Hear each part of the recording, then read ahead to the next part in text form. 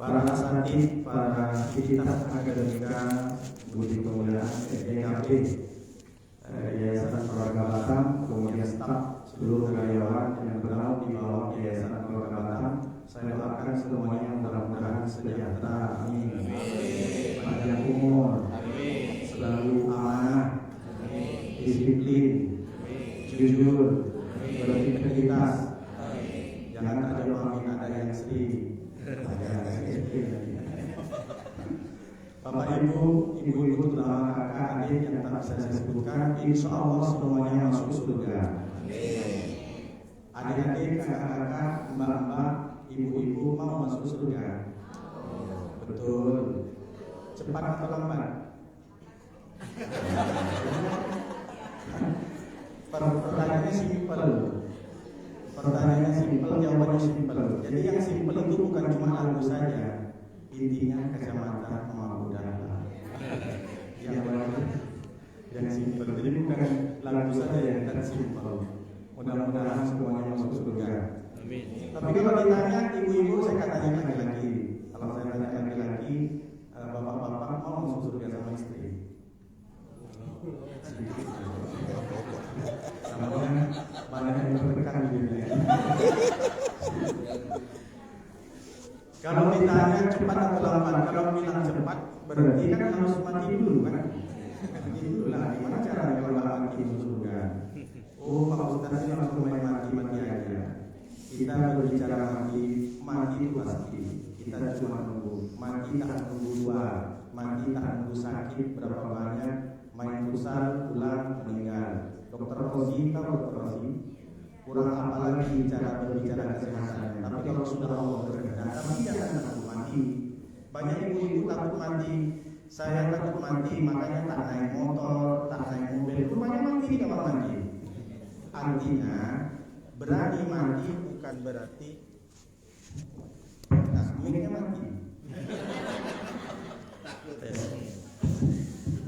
Berani mati bukan berarti cepat mati.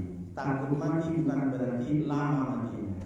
Semua sudah ditentukan. Makanya ada lagu orang kaya, orang miskin, raja-raja, rakyat biasa, staf IKB. Masih hidup.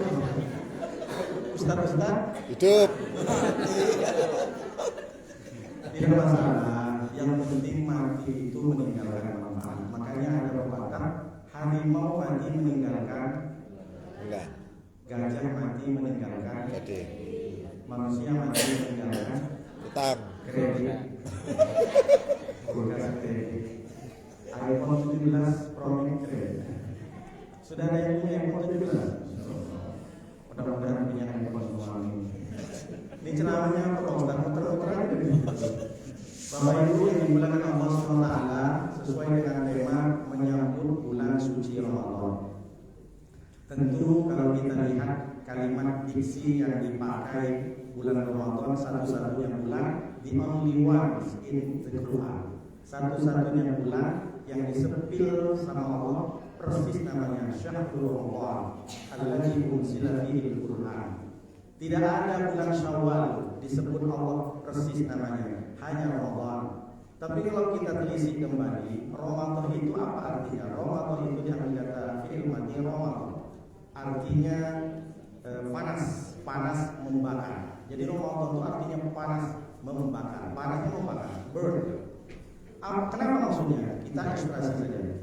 Ada orang menemukan besi yang karat karena tertanam di tanah lama tahunan. Lalu bagaimana caranya besi ini bisa murni kembali kepada sesuai zatnya yang asal, artinya jernih, tidak karat. Tentu besi yang karat itu harus dibakar. Setelah dibakar lama, ketika besi itu setelah dibakar kan ada arang, maka besi itu dikepakkan ke tanah, maka semua karat-karat itu terkelupas.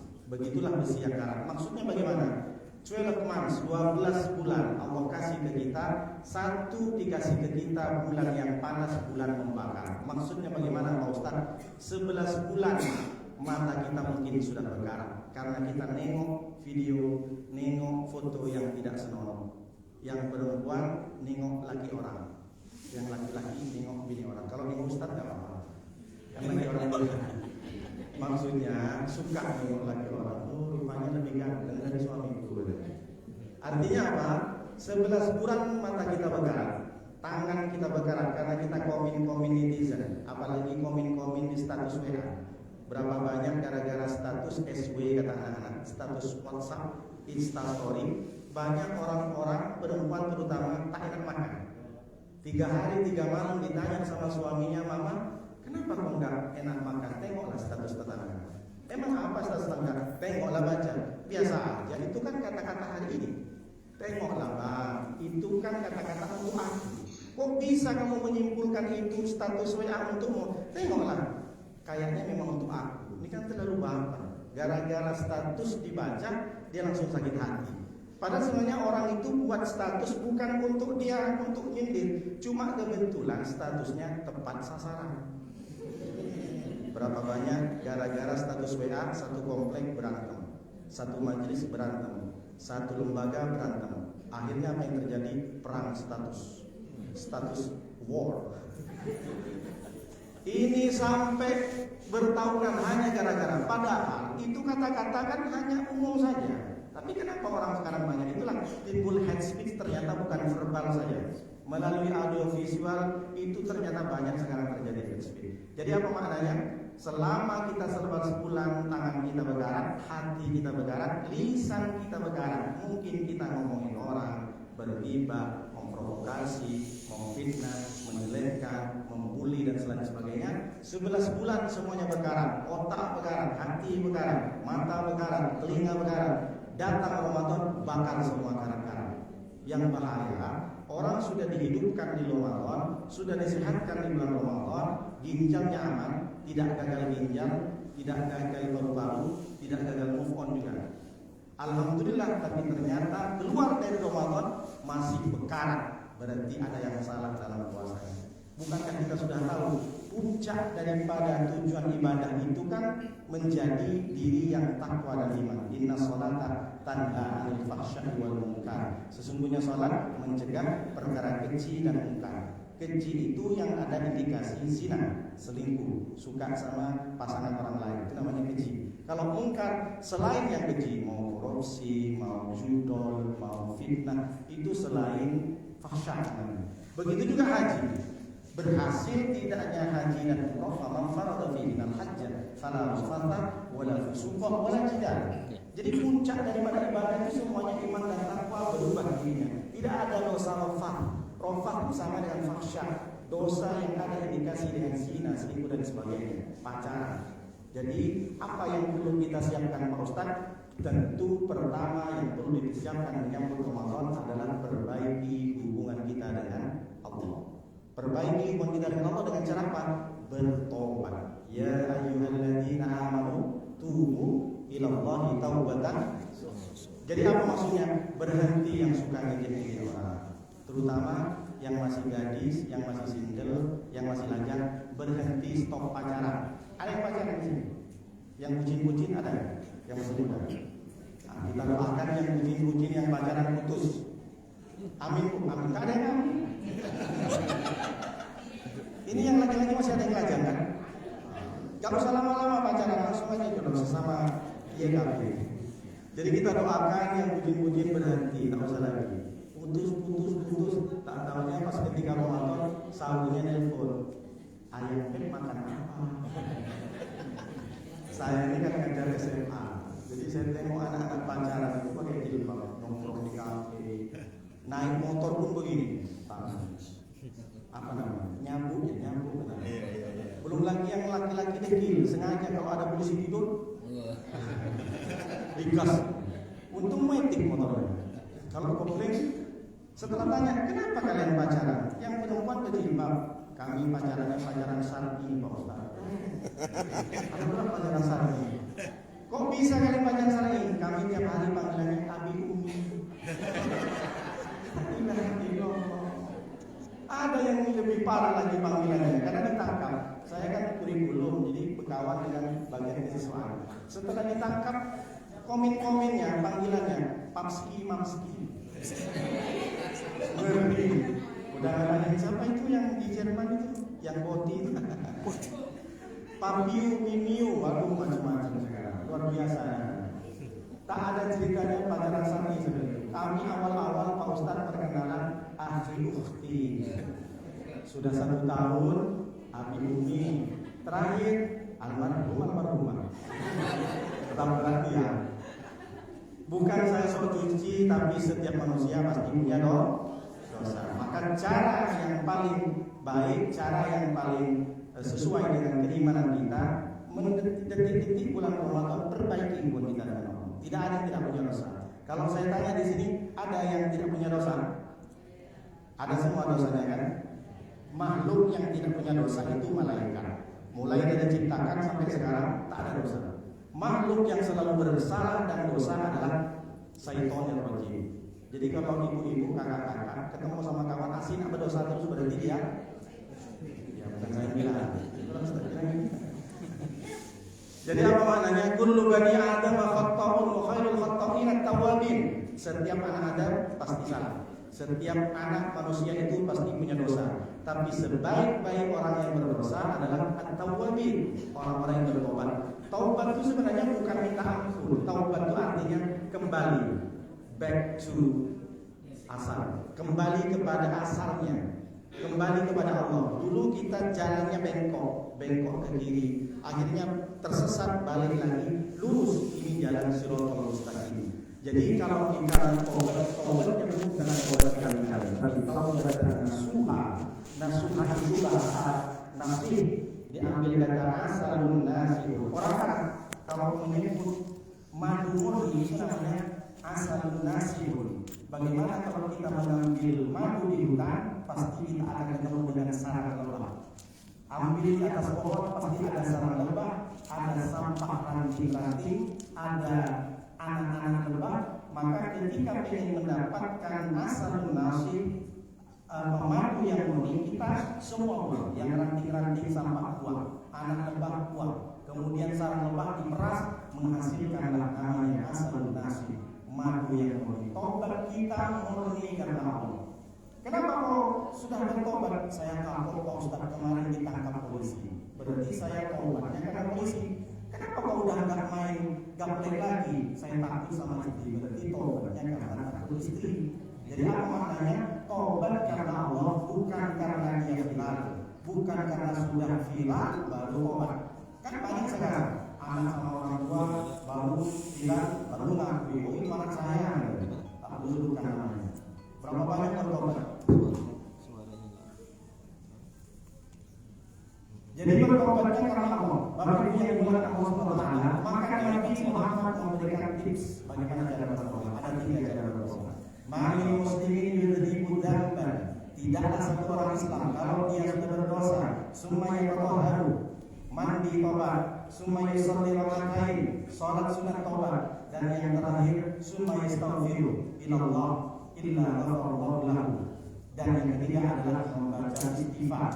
Jadi yang pertama Pak Ustaz, yang pertama menurut Nabi kalau mau tobat mandi tobat. Kapan mandi tobat? Malam, bangun dari tidur. Bukannya kena penyakit mandi tobat Pak Ustaz. Mandi yang kena penyakit biri-biri mati itu sebelum jam 12. Kalau lewat dari jam 12 maka mandi tobat bagus. Mandinya seperti apa? Ibu nanya, mandi tobat seperti apa Pak Ustaz? Mandi besar Bu. Mandi besar kayak mana Pak Ustaz? Ibu anak berapa? 5. Anak 5 kok tetap mandi besar? Jadi selama ini gimana Bu pas buat anak?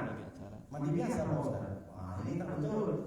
Jadi mandinya Pak Ustaz pakai kayu atau pakai ember terserah ibu. Mau mandi pakai kayu, pakai ember terserah. Yang belum Pak Ustaz, kalau Pak mandi besar boleh satu dalam. Kalau mandi ke sungai Pak Ustaz, saya mikir kalau di Batam sungai adanya sungai lagi.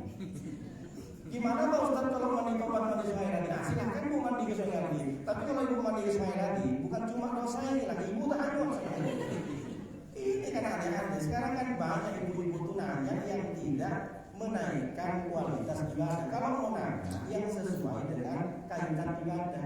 Kadang-kadang nanya Pak Ustaz, bisa nggak cari dalilnya? Lebih dulu telur atau ayam?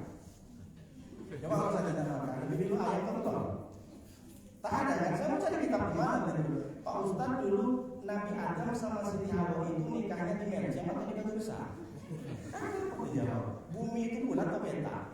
Jadi kalau mau nanya adalah pertanyaan yang bisa meningkatkan ibadah, yang ada kaitan ibadah. Silakan ibu mandi terserah. Yang penting ibu mandinya kalau malam jangan langsung ke kepala. Ini tak perlu diajari, ada di rumah sakit mandinya dimulai dari kaki. Nabi Muhammad itu kalau mandi malam itu dimulai dari kaki ke kepala. Jangan langsung ke kepala, meledak nanti, pecah pembuluh darah. Makanya banyak orang jatuh di kamar mandi karena tak tahu cara mandi. Jadi kalau kita siram badan setengah badan ke bawah, itu biasanya ada uap yang keluar, ada hawa yang keluar dari otak.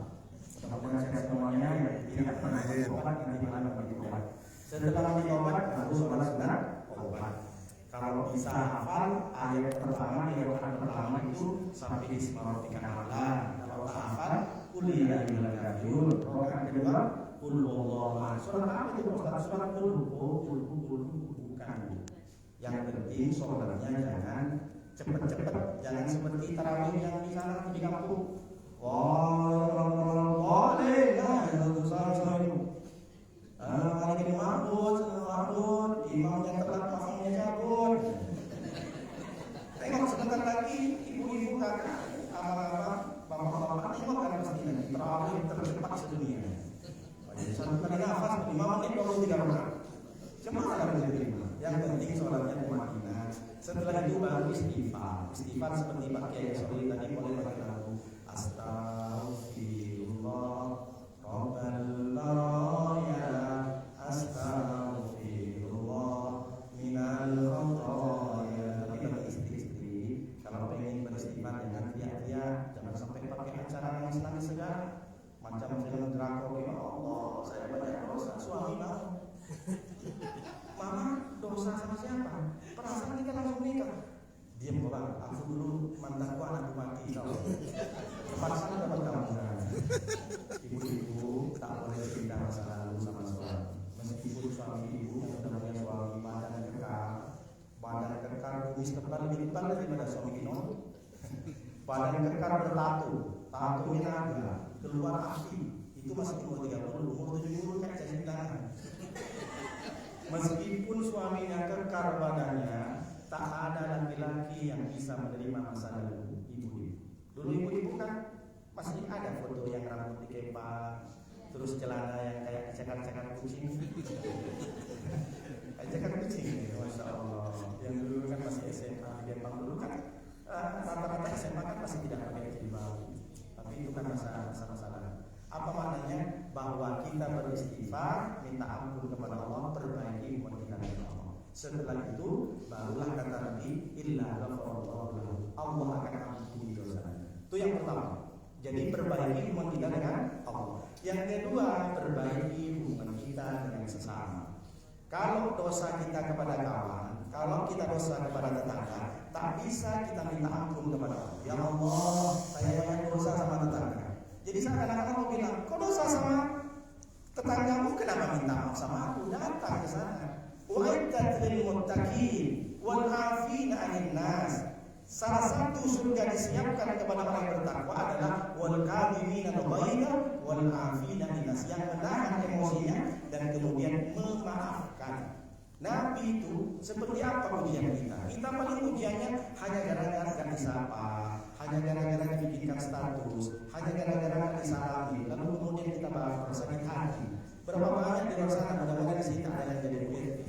Berapa banyak curhat URT sama saya, Pak Ustaz, itu warga baru lewat depan rumah saya, ngegas motornya, sakit hati saya Pak Ustaz. URT, ada URT? Gak ada jadi URT. URT saya bilang gitu. URT itu gak layak dipuji. Yang layak dipuji Allah.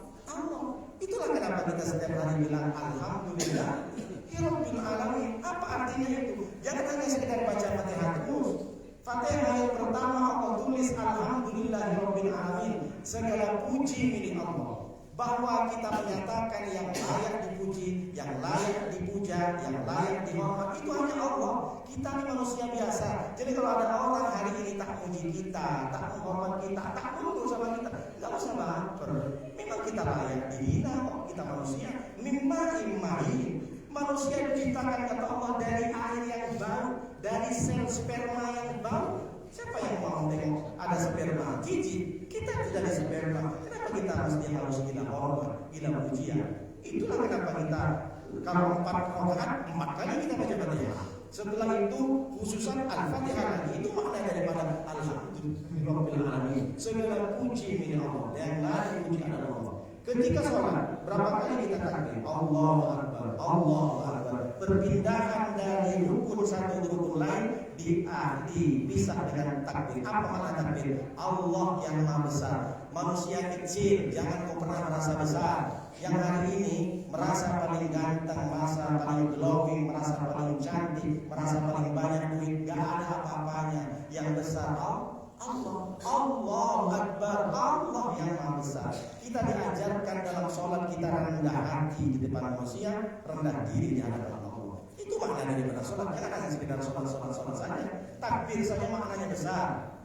Sayyidina Abu Bakar Siddiq ketika sholat, beliau belum sampai ke Fatihah aja nangis. Allahu Akbar aja terseduh-seduh nangis. Setelah ditanya sama Rasulullah, kenapa Abu Bakar kau setiap sholat takbir saja sudah nangis? Saya merasa ya Rasulullah, mungkin 2 hari kemarin saya merasa lebih besar dari kawan saya, merasa paling ganteng, merasa paling baik, merasa paling top, merasa paling jujur, merasa paling banyak ibadahnya, maka saya nangis ya Rasulullah. Begitu kalau kita nangis dalam sholat itu mungkin karena tidak memaknai. Makanya kita jangan sampai keluar dari dunia ini tidak paham dengan apa yang kita baca. Apa kata Allah? Utlu ma'uyyah dalam kitab wa aqimis sholat. Kata Allah, Muhammad bacalah Al-Quran, setelah itu kau baru dirikan sholat. Kita diajarkan sebelum sholat suruh pahami apa yang kita baca. Berapa banyak orang kalau saya tak tes di sini. Rabbi firli warhamni wajburni warfa'ni. Ditanya, wajburni apa artinya? Tak paham sampai sekarang. At-tahiyyatul mubarakatus shalawatut thayyib. Apa artinya, Pak? Tak tahu Pak Ustaz. Berapa kali kau sujud, berapa kali kau sholat? Ribuan sujud, ribuan rukuk, ribuan tahiyat dilakukan oleh orang yang katanya beriman kepada Allah. Tapi sampai hari ini berapa banyak yang belum paham dengan apa yang dibaca dalam sholat. Bagaimana kita bisa menjadi orang yang tinggi derajatnya sementara kita sholat yang kita baca kita paham? Maka jangan sampai murah bukunya, bacaan sholat dan artinya paling 15.000. Tapi coba kalau ada orang, besok kamu pelarian ke Jakarta, kalau kamu sudah dapat sertifikat, gaji naik 20 juta. Oh itu tiap malam dibaca buku itu gimana caranya harus sukses. Ada orang ikut PNS, ada orang ikut P3K, ada orang ikut polisi dan TNI, psikotes segala macam, dibaca bukunya kalau perlu dibeli. Tapi dengan bacaan sholat orang yang lalu bagaimana? Bukan berarti wajib kita tahu bacaan sholat, tapi malu sama Allah. Sholat itu adalah penghubung kita bisa dekat dengan Allah, penghubung kita bisa dekat dengan manusia, namanya silatul. Kalau ingin dekat dengan Allah, dirubah saja kata sholatul. Silatul itu adalah kalau bahasa kampung saya it's glue, let. Kalau pengen dekat dengan manusia, silatul. Kalau pengen dekat dengan Allah, namanya sholatul. Jadi jangan sampai hari ini yang masih belum paham dengan bacaan sholat, bukan berarti saya suka. Masih banyak yang tak paham apa arti tahiyat. Apakah dari mana kalimat tahiyat itu terjadi? Itu kan terjadinya ketika seorang ketika Nabi Muhammad bertemu dengan Allah, Allah sampaikan Rasulullah sampaikan kepada Allah, at-tahiyatul mubarakatuh shalawatut thayyibah. Dijawab oleh Allah, assalamualaikum warahmatullahi wabarakatuh. Maka Nabi ingin mendapat keselamatan dan orang-orang yang lain dijawab oleh Nabi lagi, assalamualaikum warahmatullahi wabarakatuh. Malaikat Jibril menjawab, asyhadu an la ilaha illallah wa asyhadu anna Muhammadar Rasulullah. Itulah percakapan yang terjadi pada Mi'raj. Bapak Ibu yang dimuliakan Allah SWT. Jadi yang kedua, perbaiki hubungan kita. Pak Ustaz, saya tak bisa maafkan dia, Pak Ustaz. Kenapa? Saya kalau dengar ucapannya, ingat bahasanya ketika rapat, Pak Ustaz, sakit, Pak Ustaz. Sakit ini mukanya saya muntah, Pak Ustaz. Dan saking bencinya sama kawan, mandi saja, wajah musuh ada di kamar mandi. Kebayang. Cuma ada ceritanya. Sampai di blok, sampai sekarang kan juga bukan blok ini. Hanya gara-gara ketika rapatnya itu.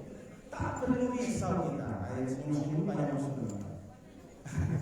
Tak perlu risau dulu, macam kawan besti. Kalau ketemu saya, jenguk kemana jenguk, masya Allah. Setiap hari. Lama juga besti kan, setiap hari traktir. Tapi kalau sudah musuh, lawan menjadi lawan, kawan menjadi lawan. Makanya kata Nabi, ahbib habibaka nama asa ayat ketika aku berteman dengan temanmu sewajarnya saja. Boleh jadi pada saat itu nanti temanmu menjadi musuh. Wa abghid begitu kan nama asa ayatuna dan kehidupan habib bagaimana. Bencilah kamu kepada orang sewajarnya saja. Boleh jadi yang kau benci bisa jadi nanti jadi kawan. Maka kita ini berteman karena Allah, benci pun karena Allah. Benci karena Allah gimana? Tak boleh bermusuhan tapi tidak. Kalau kawan kita salah, tegur. Jangan karena dia sering terakhir, jangan tegur. Dicarilah pembenaran. Macam pilkada, macam pilpres. Kalau kita sudah dukung partai putih, oh meskipun partai putih ini bermaksiat, tetap dibilang dicari pembenaran. Tidak bisa seperti itu. Kita sudah diajarkan wa tawassaw bil haqqi wa tawassaw bis sabr. Maka saling berusaha kebenaran dan saling bersama. Setelah kita menasihati orang, harus kita bersama. Karena tidak banyak orang yang sudah menasihati pasti tidak ada diuji. Sok suci, mentang-mentang sudah ngaji, mentang-mentang jilbabnya sudah kelihatan seperti Superman dan Batman. Terus ngatur-ngatur, nggak bisa. Kita ini adalah perintah dari Allah. Kita berwasiat. Kita harus tegur kalau kita tidak sampai tersesat. Itu saja yang bisa saya sampaikan. Tak bisa banyak-banyak. Nanti kalau banyak-banyak para musuh di istana banyak bisa ngomong. Ini jelas sesuai. Jadi yang pertama kita perbaiki hubungan dengan Allah. Yang kedua perbaiki hubungan dengan manusia. Mudah-mudahan semua kita di sini mudah-mudahan lebih disiplin, lebih jujur, lebih ikhlas. Dan insya Allah gajinya nanti naik bukan dari sini. Naik 50%. Amin ya Rabbal. Makanya yang ini saya akan umur senyum semua. Kenapa Pak? Dunia sudah masuk ke bendahara. Itu saya sampaikan. Terakhir saya sampaikan. Makanya yang hidup di rumah Allah kasih. Saya ucapkan terima kasih. Assalamualaikum warahmatullahi wabarakatuh. Luar biasa, matur nuwun. Terima kasih kami ucapkan kepada beliau Bapak Bahrudin dari MAG. Pada sore hari ini telah berbagi mengingatkan kita kembali untuk mempersiapkan diri sebaik mungkin menuju gerbang keberkahan hingga masuk dan memanfaatkan bulan Ramadan sebaik-baiknya. Mari kita jadikan Ramadan sebagai momentum untuk memperbaiki diri, meningkatkan keimanan dan meraih keberkahan. Semoga kita diberi kekuatan untuk menjalankannya dengan penuh keikhlasan. Kembali kami ucapkan terima kasih kepada seluruh tamu undangan yang hadir pada sore hari ini. Marilah kita saling memaafkan atas kesalahan, bermaaf-maafan dan saling bergandengan tangan membangun kehidupan yang penuh dengan keberkahan. Jalan-jalan ke kota Batubara. Di kota Batubara memberi cendera mata. Ikhlaskan niat dalam menyambut puasa, moga terhapus segala salah dan dosa. Itulah tadi rangkaian kegiatan kita pada sore hari ini yang dimulai dengan kegiatan doa bersama, dilanjutkan dengan tausiah agama. Semoga pertemuan kita menjadi majelis yang diridhoi oleh Allah Subhanahu wa Ta'ala. Kami selaku pembawa acara mohon maaf bila ada kata yang salah. Kembali kami ucapkan selamat menyambut bulan puasa yang mulia. Pergi ke warung membeli pulsa, pulang main makan ketupat. Kita sambut bulan puasa agar pahala dapat berlipat. Bapak dan Ibu, sebelum kita melanjutkan kegiatan musafah saling memaafkan dengan berjabat tangan, marilah sama-sama kita akhiri kegiatan ini dengan bacaan kafaratul majelis. Subhanallahumma wa bihamdika asyhadu an la ilaha illa anta astaghfiruka wa atubu ilaik. Wabillahi taufiq wal hidayah. Wassalamualaikum warahmatullahi wabarakatuh. Bapak Ibu, marilah sama-sama kita saling memaafkan apakah kita banyak salah dan dosa. Mudah-mudahan kita semua diberkati oleh Allah Subhanahu wa Ta'ala. Keliling Pak ya, monggo seperti orang tua. Ya Nabi salam alaika, ya Rasul salam alaika, ya Habib salam alaika, salawatullah alaika. أشرق البدر علينا ارتفعت منه البذور مثل حسنك ما رأينا قالوا يا وجه سروري يا نبي سلام عليك يا رسول سلام عليك يا حبيب سلام عليك صلوات الله عليك أنت سامس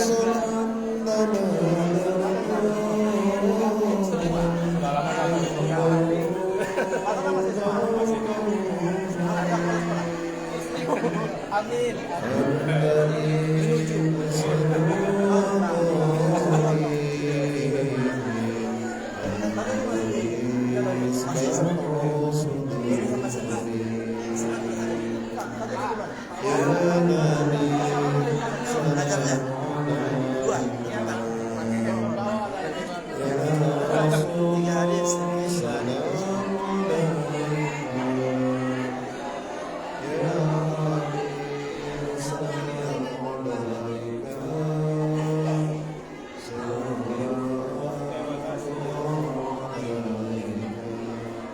Ya, masuk.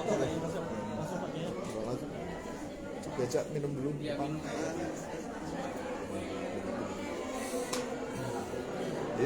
Habib ya Muhammad ya Allah sallallahu ya Habib ya Muhammad ya Allah sallallahu ya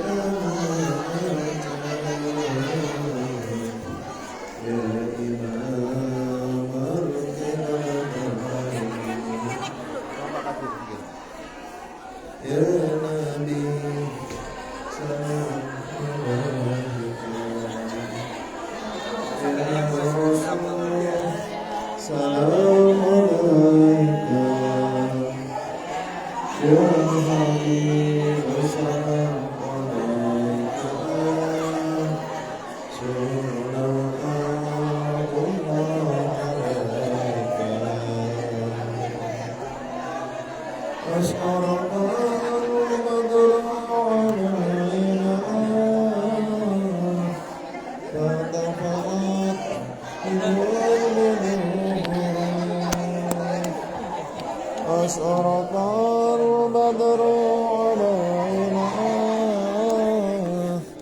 فارتفعت منه البدور. Mohon maaf.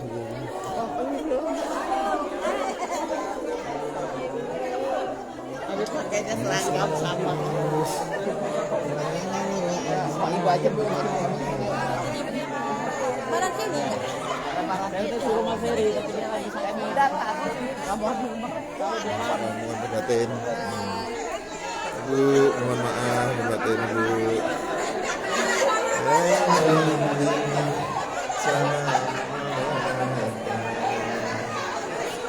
Ya Rasul, salam alaika. Ya Habib, salam alaika.